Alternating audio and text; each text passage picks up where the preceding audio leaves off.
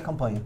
E aí o último ano ainda é só aplicação de obras e gasto de dinheiro e compra de voto. A gente sabe que esse é um modelo no Brasil. Agora, se a gente aplica esta reforma que eu falei aqui, com indicadores de desempenho e com punições, aí a coisa muda um pouco de figura, porque na prática esse prefeito ou esse governador, se eles entregarem os indicadores de desempenho, aí talvez valha a pena até eles concorrerem à reeleição. Né? A gente tem que ter, a questão toda são os critérios de desempenho. Hoje, infelizmente, o eleitor não avalia bem um político. Nos lugares mais pobres do Brasil, a taxa de reeleição dos prefeitos é muito alta. Aí você pergunta, como pode uma cidade que é muito ruim, o prefeito ser reeleito? A vida não melhorou em nada, porque a pessoa vende o voto.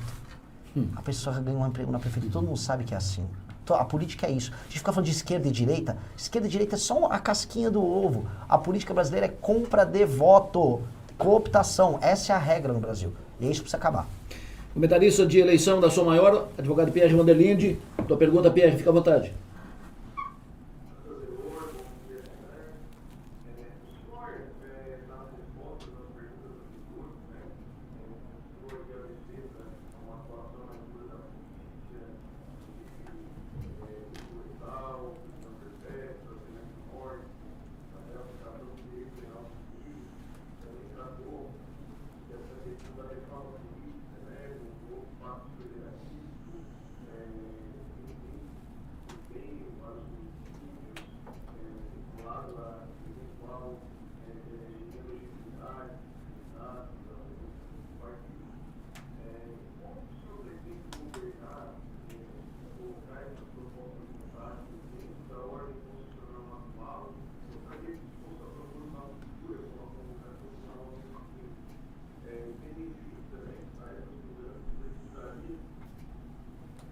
Opa.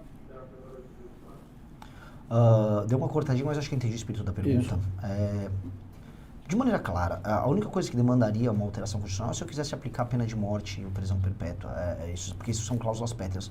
O resto é PL, projeto de lei, ou PEC, projeto de emenda à Constituição.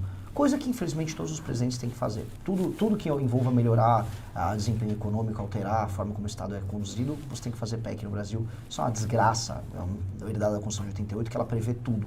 A Constituição que abraçou tudo, isso inclusive é a origem dos superpoderes do STF, porque se tudo é constitucional e o STF é um tribunal constitucional, então ele vai julgar qualquer coisa, né? Mas não vou me evadir muito do tema central da questão. O ponto é, para você fazer isto, eu pretendo um dia, se eu conseguir, através do Partido Missão, não no primeiro mandato, tocar uma constituinte. Nós precisamos alterar a Constituição brasileira porque ela é um entrave ao crescimento brasileiro. Novamente, qualquer tema é constitucionalizado aqui no Brasil. Tem até piso de determinados servidores que estão na Constituição. Isso é doentio, isso é loucura. Você não tem que discutir na Constituição parâmetros, por exemplo, para uma reforma da Previdência. Você não tem que discutir numa Constituição temas que envolvam licenciamento ambiental. Isso é tudo maluco. Isso é doentio. Esse é um problema, mas é um problema que eu gostaria de tratar não agora. Para tratar dos 3 temas que eu falei aqui, que são os principais, uma reforma fiscal e de competitividade no Brasil, que envolve PEC, uma alteração das leis penais, processo penal, para incluir inclusive o direito penal do inimigo, que é PL, mas envolve também PEC. E para fazer essa reforma administrativa que eu falei, que mude os sistemas de incentivo para os estados e municípios, que permitam punições e incluir, vamos dizer, critérios objetivos de avaliação, tudo isso é PL e PEC. Eu não preciso de uma constituinte. O que eu vou precisar é de maioria no Congresso Nacional. Tá? E aí entra a pergunta do como. Para ter maioria no Congresso Nacional, eu tenho que escolher os inimigos que eu preciso primeiro. Né? Igual como você faz para comer um elefante? Por pedaços. O primeiro pedaço que a gente tem que comer é a da reforma fiscal que eu tenho que fazer na transição. Eu ganhei a eleição em outubro, em dezembro eu tenho que estar fazendo uma reforma fiscal com a legislatura atual. Eu tenho que passar o máximo que eu puder dessa reforma fiscal para vir dólar para o Brasil, para a gente romper essa trajetória de aumento de dívida que a gente tem, para sobrar espaço fiscal para o Brasil poder investir. E aí os juros vão cair, e aí a gente começa a ter um país mais previsível, sobra dinheiro na mão das pessoas, e eu posso até depois de 2 anos começar a baixar imposto. Que aí eu consigo baixar, porque eu vou reduzir o aumento da dívida e o aumento dos gastos do Estado. Isso é uma notícia boa. Segunda coisa, aí entra algo que vai me deixar altamente popular. Eu vou declarar guerra ao crime organizado. E eu vou destruir o crime organizado. E nunca fizeram isso no Brasil. Todos os presidentes que fizeram isso de maneira clara, na própria América Latina, aumentaram muito sua popularidade. E aí como é que eu vou gastar minha popularidade? Especialmente minha popularidade com os políticos. Aí eu vou gastar tudo numa reforma administrativa. Tudo. tudo nessa reforma que eu falei, que essa é a reforma que vai desmontar a forma de fazer política do Centrão no Brasil. E aí eu falo para o nosso ouvinte, o STF é um problema? Sim, é um grande problema. É um problema que começou a crescer a partir de 2012 e que agora e chegou no ápice aqui nos últimos anos e que agora a gente está sentindo, nossa, é um problema muito anômalo. Sim. Agora o maior problema nosso é o Centrão, que é a forma antiga, arcaica de fazer política no Brasil, que vem do período colonial.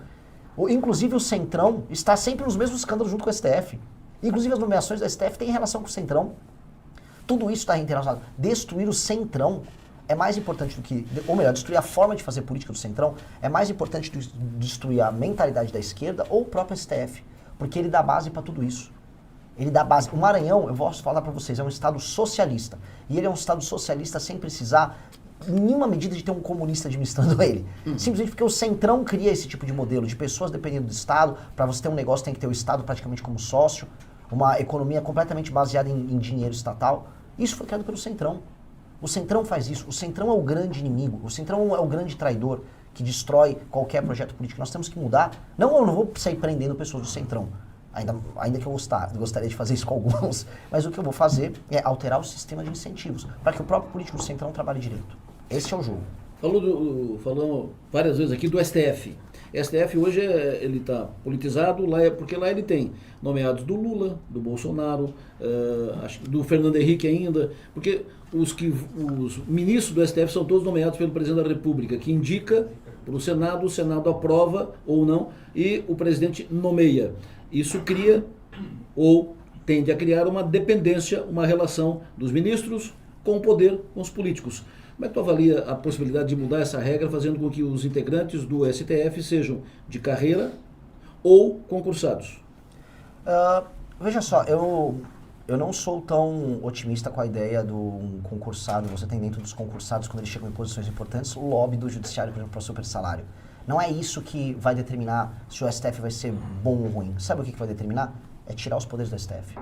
Hoje o STF manda em tudo. Eu vou dar um exemplo. A Suprema Corte Americana ela também funciona com nomeação política. Sabe por que ela não interfere tanto? Porque ela só trata de matéria estritamente constitucional, ela tem um filtro de entrada. Nos Estados Unidos, o STF deles cuida de 50 ações. No Brasil, são de 8 mil ações. O STF também tem superpoderes aqui no Brasil, porque 83% das decisões delas são monocráticas. Portanto, cada ministro dá uma sentença, dá a canetada dele e fica com uma decisão monocrática. Outra coisa que eles podem fazer, como eles viram uma espécie de última instância do judiciário, que eles não podem ser, eles têm que ser apartados do judiciário brasileiro, eles têm... eles podem sentar em cima de um processo, por exemplo, pedir vistas, e ficam o tempo todo sentado no processo. E aí você pode ajudar uma empresa ou ajudar um cliente, que é o que eles fazem. Eles também têm escritórios de advocacia ligados aos familiares deles, que deveria ser proibido, como é em qualquer lugar sério. Então, se a gente já tira todos esses elementos do STF atual, ele só vai tratar de maneira jurídica os temas jurídicos. E a última, que é a mais importante, a gente tem que criar uma corte política, feita com, aí sim, desembargadores de carreira, que são sorteados de cada estado e ficam no máximo 2 anos nessa corte, e essa corte julga os deputados e os senadores. É a corte política que vai fazer o papel de foro privilegiado.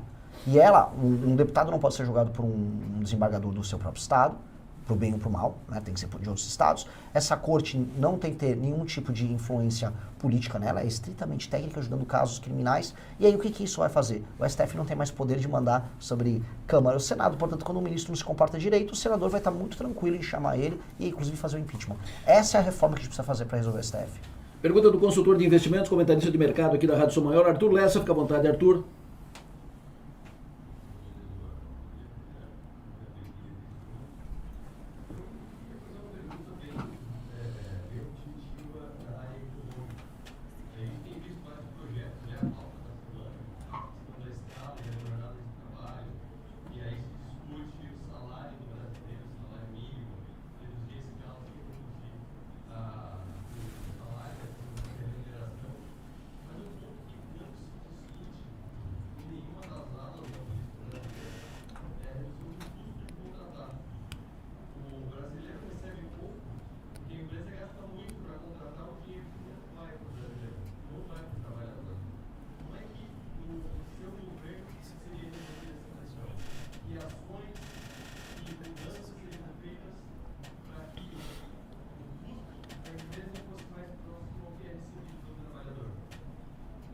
Renan, fica à vontade. Grande pergunta. Olha, só para começar aqui, eu não vi ainda os demais, tá? Mas eu sou o único pré-candidato completamente contrário a esse projeto populista do governo Lula que vai gerar desemprego, que é o fim da escala 6x1. Porque eles colocam nos seguintes termos dessa discussão. Olha, ou de um lado você trabalha 6x1, ou do outro você vai ganhar a mesma coisa e vai trabalhar menos. É mentira. Porque ele está levando a erro as pessoas. Tem que ser, ou de um lado você vai ter a possibilidade, tá, de acabar com a escala 6x1 e aí trabalhar menos e ganhar igual, com uma jornada menor, tá? E essa possibilidade é mínima, ou você vai ter desemprego puro e simples. E você não vai ter nenhum emprego. Porque essa é a discussão que tem que ter.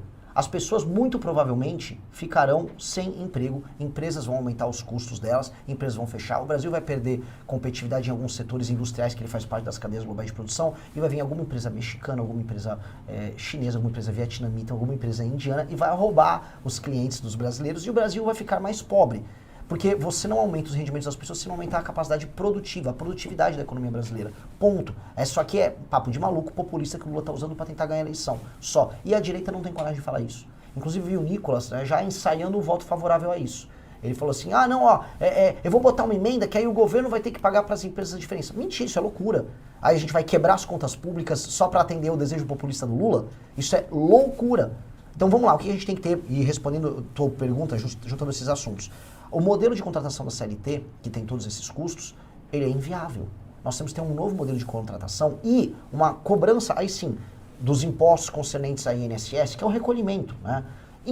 De maneira flat para todo mundo.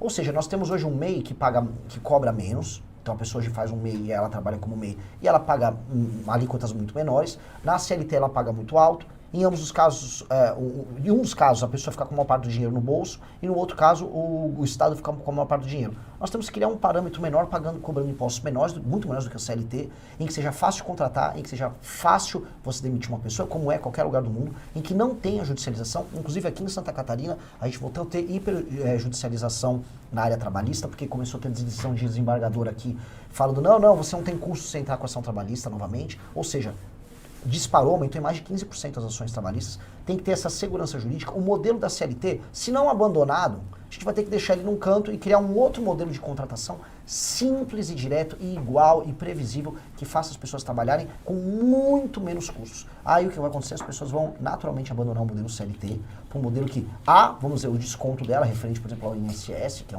é no fundo a aposentadoria, o sistema previdenciário brasileiro, mas no fim do dia a maior parte do dinheiro ficando com ela e a maior previsibilidade. Este modelo, ele tem que estar presente já no próximo governo. O próximo presidente da República precisa fazer isso, porque o Brasil está indo para uma informalidade bizarra, e nessa informalidade tem pessoas que estão trabalhando e também não estão, basicamente, arrecadando os impostos para a área do INSS, então isso vai dar um problema previdenciário lá para frente, e o cara da CLT está pagando